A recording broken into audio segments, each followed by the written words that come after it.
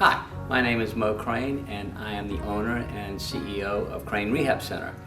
In some of our discussions in the past, we've talked about the importance of exercise and the benefits of exercise beyond the obvious, which is increased cardiovascular endurance and increased strength.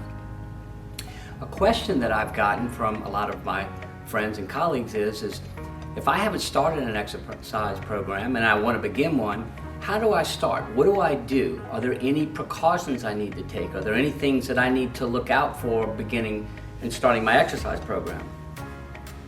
And the answer is yes. If you've not exercised before on a regular basis, the first place you need to start is to get clearance from your physician to make sure that there are no underlying issues that you need to be aware of when you're going to start an exercise program. The second thing I recommend is getting a movement screen to identify if there are any things that you need to be aware of before exercising that may point you in the direction of which exercises you should be doing and which exercises maybe you shouldn't be doing. The movement screens that we use here, there are two. One is a functional movement screen, and this was developed by Gray Cook, and this is a 7-movement screen where we identify if there are any movement dysfunctions that need to be addressed through exercise. This movement screen is one that I would use more for a younger, active population because it's a little bit more aggressive.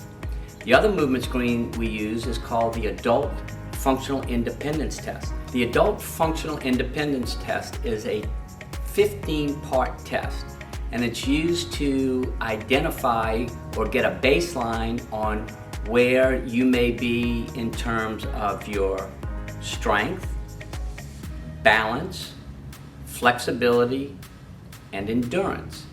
These tests are again designed to not only give you a baseline, but also determine where you might need to be in establishing your exercise program.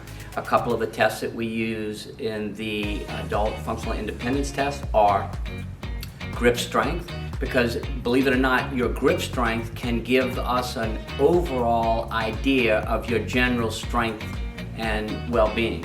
We also use a single leg balance test. There's a lot of research that tells us that if you can perform a 10-second single leg balance, then that will give us a lot of information about your long-term health and morbidity. We also use an ankle dorsiflexion test.